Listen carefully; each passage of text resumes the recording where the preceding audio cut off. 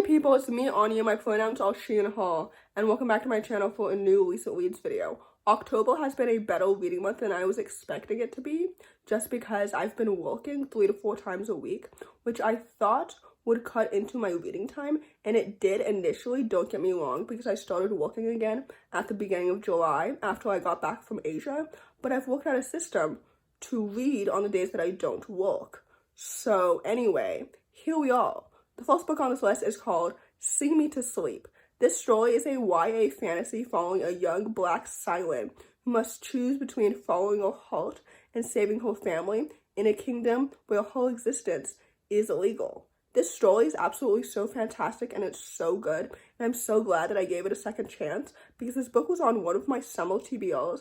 I believe my July TBR, if I'm not mistaken, and I actually DNF'd it then, but I gave it a second chance, and I'm so glad that I did because this book is absolutely so good. First of all, the world building and the magic was so well done and so immersive. The plot is so engaging and so intriguing. The mystery was so captivating and so riveting. The characters are so well developed and so distinct. The family dynamics made so much sense, and the romance was so cute and so well done. Literally, it's been a long time since I've read a fantasy where I was screaming and crying and throwing up over the romance. You know what I mean? This book is so good, and I'm so excited to read the sequel, which I believe comes out next year, if I'm not mistaken. But anyway, overall, I rated this book 4 out of 5 stars, and I would highly, highly recommend it. The next book on this list is called If I Have to Be Haunted. This story is a YA contemporary fantasy that follows a young Chinese-American main character who is also a ghost speaker, which means that she can speak to ghosts. That was self-explanatory. I don't know why I said that. But anyway, she reluctantly makes a deal with her nemesis to raise him back from the dead. This story is absolutely so excellent, and it's so well done. Again, I loved the romance so much. I was screaming, crying, and throwing up again. We love to see it. The world building was so excellent and so magical and so immersive. I just really, really enjoyed it. The plot was so intriguing and so engaging. Like, the banter and the romantic dynamic between them was so cute and so well done. The friendships were lovely. The family dynamics made so much sense. I loved the main character's relationship with her mom as well as with her grandmother. This book is so good and it's so underrated. I really, really enjoyed it. I think that there's a sequel coming, if I'm not mistaken, with how the book ended, and I'm excited to read it. If that sequel does exist, I'm not completely sure if that has been confirmed or not. But anyway, I'm so excited to read more from this author in the future because this book was absolutely so excellent and it's so good and it deserves all the hype and so much more. So anyway, with all that said, I would highly, highly recommend it because I rated this book 4 out of 5 stars and I really, really enjoyed it.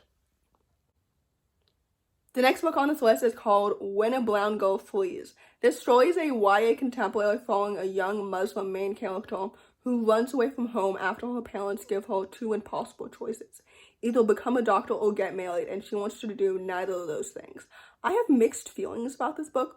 First of all, the Muslim representation was really, really well done, and I really enjoyed that culture because it seems so cool and so interesting. The plot was so intriguing and so engaging. The found family dynamics felt so wholesome and so happy. The characters were so well developed and so distinct. However, overall, I rated this book 3 stars just because I realized after I finished it that I'm not the intended audience for it, which is totally fine and totally okay, just because not everything is for everybody, and that's the way the world should be. So, like, objectively, I understand why people love this book, but subjectively for me, it's just not for me, and I just didn't really enjoy it as much as I was expecting to.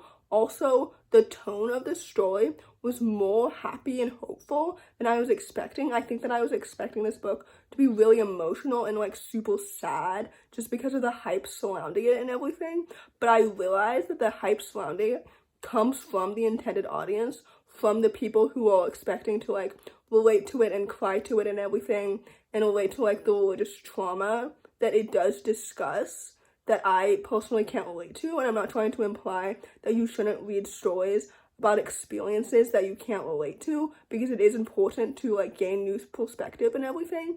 It's just that this book in particular wasn't for me, and that's fine.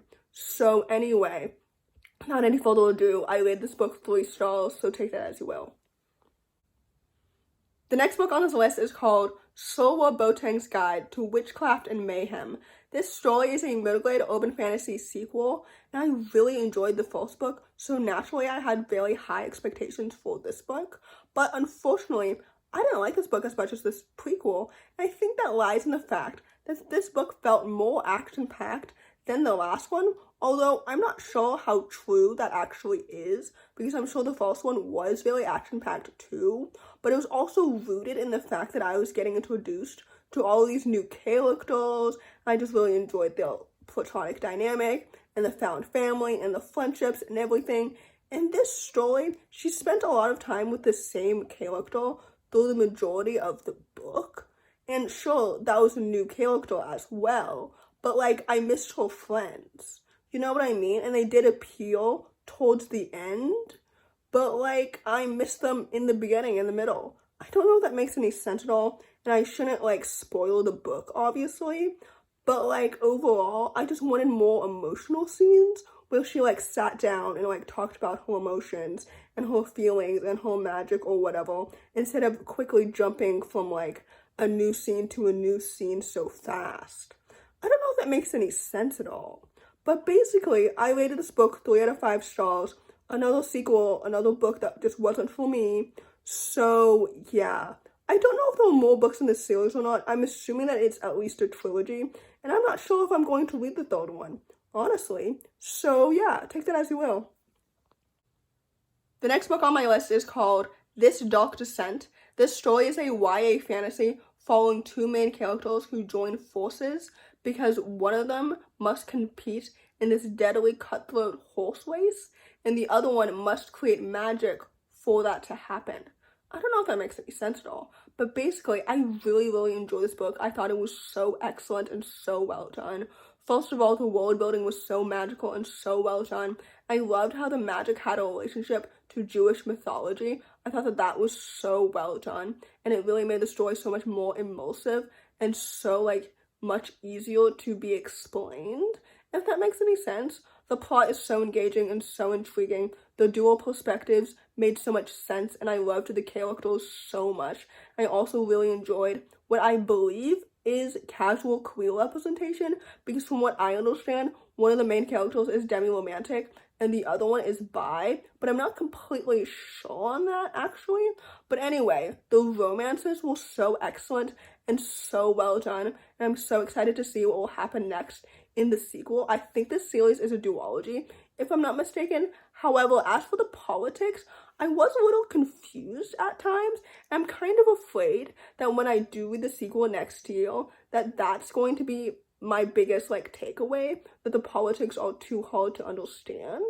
But anyway, overall, I did really enjoy this book. It kind of reminded me of like Kingdom of the Coast and Ace of Shades and stuff like that. So anyway, overall, I did really enjoy this book. I loved the race, and I rated this book 4 out of 5 stars, and I would highly recommend it. The last book on this list, and certainly not the least, is called Percy Jackson and the Chalice of the Gods. For those who don't know, this book is a YA urban fantasy, and it's the 6th book in the Percy Jackson original quintet series. So it follows Percy and the original trio as he tries to get a college recommendation letter. So he has to find the Chalice of the Gods that is apparently stolen, because, you know, he can't get a college recommendation letter the normal way because he's never been a normal kid because he's a demigod. So I don't know if that made any sense at all, but basically, I really enjoyed this book, to my great surprise. And I wasn't expecting to enjoy this book as much as I did, because when I started it, I thought to myself that I was only going to enjoy it because of the nostalgia attached to it. Because of course, I love the original Percy Jackson series. I have only read the original Percy Jackson series. I haven't read Heroes of Olympus or any of the other ones. I've only read the original ones. And obviously, I'm so excited for the TV show, December 20th. Like, I'm so excited. And I know that the author wrote this book in the lens of, like, people being excited for the show and everything. So, yeah. That's why I thought that I was only going to enjoy this for the sake of nostalgia and not, like, enjoying this for its own individual adventure. But I did. This book is really good. The plot felt so engaging and so intriguing. I love these characters so much, and I always have. The world building was excellent. I'm excited to continue this series and read the sequels. So yeah, overall, I really enjoy this book. December 20th is a national holiday for me. I rated this book 4 out of 5 stars, and I would highly recommend it. So in conclusion, first of all, not every book is for everybody, and if anything I said in this video comes across as problematic or malicious, please know that that was not my intention at all. Second of all, I hope that you enjoyed this video, and if you did, please don't hesitate to give it a big thumbs up. Comment down below the zebra emoji if you made it all the way to the end of the video. Thanks for watching. Subscribe to my channel if you're new, and I'll see you in my next video. Bye!